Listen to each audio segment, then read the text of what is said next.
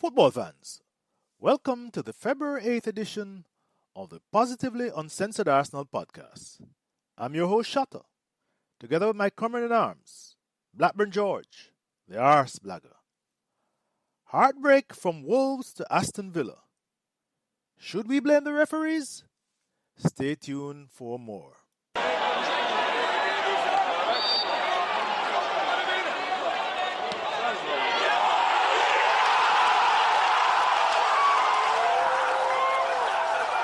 Blackburn George, welcome to the Positively Uncensored Arsenal podcast. How are you, my friend? I'm all right. It seems like it's been a long time. It has been. Since we were riding high on the crest of a wave, having beaten West Brom or whoever it was, the cannon fodder that we put out the way. Brighton 1-0, yes. You and I warned the audience that it was pretty much cannon fodder, that we had 5 very tough games ahead of us, and we would really know if the corner was anywhere, end of the corner was anywhere in sight, much less turning. And George, you and I missed Wolves, which we lost 2-1 under very controversial circumstances.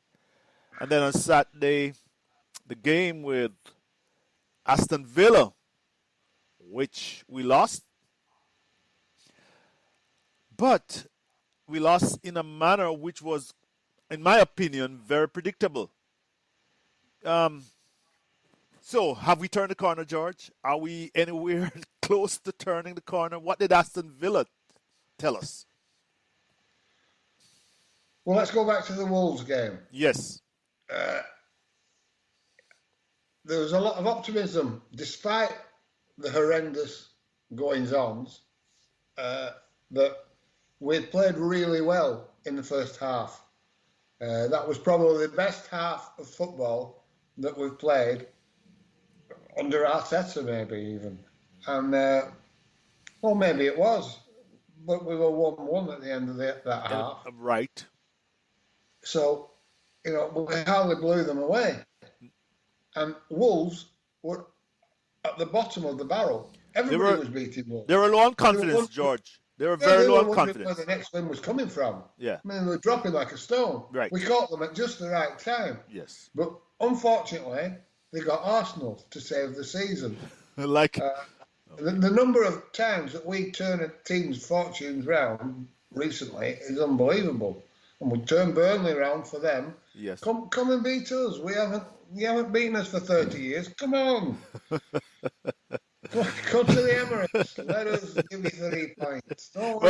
We went down to Wolves. We'll turn your season round for you. Yeah. We'll get you out of this shit. Fucking last year, Aston Villa, struggling. You're going to get relegated, are you? Don't worry. Play us. We'll give you 3 points. Get you going again. Yes.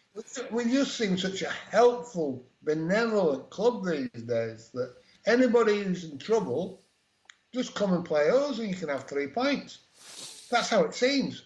I mean, dreadful. I mean, what are we now? 10th? But you look at the teams behind us with games in hand, we're effectively 12th again. Well, Villa still has 2 games in hand, by the way, George. Yeah. Mm-hmm.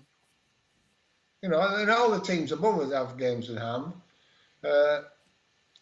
As I said right at the beginning of the season, this is us, mid-table at best. I didn't agree with you, that? George. I said it all along. 15th to 10th, that's where we will be. And that's where we will be. I was more optimistic than you, George. You know that. You were a lot more optimistic than me. Right. But George, you make a good point there. Aston Villa did the double over us for the first time in 38 years, they say. And, you know, the issue is, George, going back to Wolves and tying it to Aston Villa, we are not a goal-scoring team.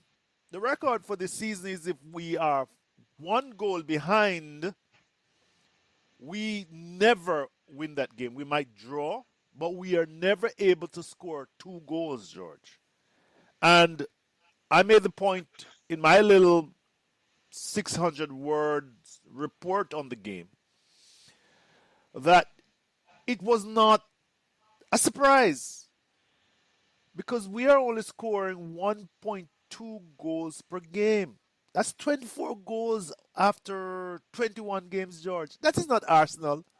In Wenger's worst year, we were doing 1.5 goals. So very often he was doing like 1.75. What's what's the issue here? Why are we not scoring goals? We have Aubameyang, we have Lacazette. What is the issue here?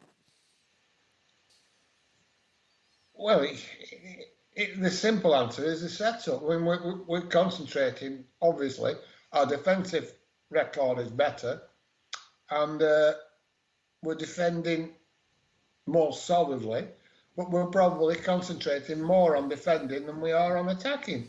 And that's bound to improve you defensively, and it's bound to make you worse on an attacking front. But the assumption people keep making is that once we've sorted the defence out, the attack will come. Oh, really? Well, I say, hang on a minute. I thought attacking was the hardest part of the game. That's why the attackers get paid the big bucks. That's true. Putting the ball in the net is the hard part. Tony Pulis, Sam Allardyce, Jose Mourinho, they can all sort a defence out, no problem. No, are you telling me Fat Sam and Tony Pulis are geniuses? No, because that's the easy bit. Right. Easy peasy. Any fucking half-wit Sean Dyche can do it, George. Absolutely. Just put a load of big lumps at the back. That's right. Get them staying at the back. Put protection in front of them. Hardly anybody moves out of position. And there you go. You've cut your goals against down. But you're not scoring. Right. So that's more or less what we do. Not to the same extent, obviously. Yeah. But that's because we've got individual talent that is better than them. You look at Saka, what a player he is. Oh, Villa targeted him, George. I'm gonna interrupt you. I want to be fair. He was targeted. He was rotationally fouled on Saturday, and so they took him out of the game. Forward. He can expect that every week. Oh yes, George. And they can expect no protection from it because whatever you think of Arteta, and we know what I think of Arteta, personally, he is up against bad refereeing. Oh. Just the same as Arsene Wenger was. But suddenly, everything's changed. Suddenly, it's all the referees now. The referees are against us. When I used to say that about Arsene Wenger, I was told I was just making up excuses. It was the same for everyone. Don't talk rubbish. You know, I remember there was a lad, a Spanish lad, used to do a thread every week about how many points we dropped in Wenger's final season because of bad refereeing decisions. And by just after Christmas, it was like up to 15 points. Right. There was an independent board looked at, not a board, but an independent set of people looked at the results in the year that Leicester won the title. Right. Oh, yeah. And they concluded that if the correct decisions had been given, Arsenal would have won the league that year, not Leicester. So, well, I remember them getting a lot of cheap penalties, and they would also foul you in the box. And that big old oaf, that is my countryman, the defender now, he's now assistant coach down there. He was their captain. He would foul you repeatedly and get away with it. Wes Morgan. Wes Morgan, yeah. Wes Morgan and Hoof. They kick lumps out of you. They could throw an opponent to the over ground. The crossbar out of the way when the ball's coming in, yes. And it wouldn't be seen as a, yes, be seen as a foul. Right. It was ridiculous what they got away with. And and then they would win. I think they won 4 or 5 games 1-0 when on all the 4 or 5 occasions they'd been completely outplayed. Right. And they had been committing fouls and getting away with it in the box and been given one because Jamie Vardy managed to kick an opponent while he was running past him in the opposing penalty box. Right. It was a joke. He would throw it a leg, George. Nobody was having it at the time, and most people won't have it now. Yeah. But all of a sudden, because it's Arteta and he's the favourite at the moment, and everybody wants to be on his side, there's a conspiracy against Arsenal, which was never there before. Well, I don't think there's a conspiracy. I just think that's the way it is. It's a bias. Yes. And it's been allowed to happen over the years. I don't know why. There's no logical explanation for it. But that sending off for David Luiz, you will never see that again in the Premier League. Yeah. Just like you will never see somebody being sent off like Granit Xhaka was for a deliberate foul, a trip. almost in his own half. Oh, the rules have changed. Yeah. Well, they haven't changed because it's never happened since. And you'll never see anybody get sent off again like David Luiz does because somebody kicked his knee while running. Somebody caught it, and they did. There was contact. Yes, because it knocked Luiz out of tilt as well. But he was like a yard behind him. Right. Open space. Yes. He tapped. It wasn't a foul. It wasn't contact. There was contact. There is no way that contact made that fella fall over. Oh, he just felt the... So for it to be a foul, it has to stop you, impede you from playing the game. Yeah. Do you know what I mean? I know what you mean, George. I mean, the guy felt a little contact. The ball was running away from him, and he went tumbling down. That was about it. That's right. and they bought it. Yeah. It wasn't a foul, and it shouldn't have been a sending off, even if it was a foul. Exactly. Unless you can say he'd done it deliberately. Yeah. I mean, I just think it's a ridiculous situation. And people will try and tell you, oh, but by the letter of the law, blah, blah, blah. Well, maybe. But I'll tell you what, the letter of the law will not be applied ever again to anybody else other than David Luiz. Right. Oh, they say he has a reputation. Somebody, yeah, I don't know if it's a... with Xhaka. Yeah. You know, they'll book him at the drop of a fucking hat. Mm-hmm. Just, contact from behind and that's it. Granit Xhaka. Because we were told on day one when he came from Germany, he was coming with a bad disciplinary record.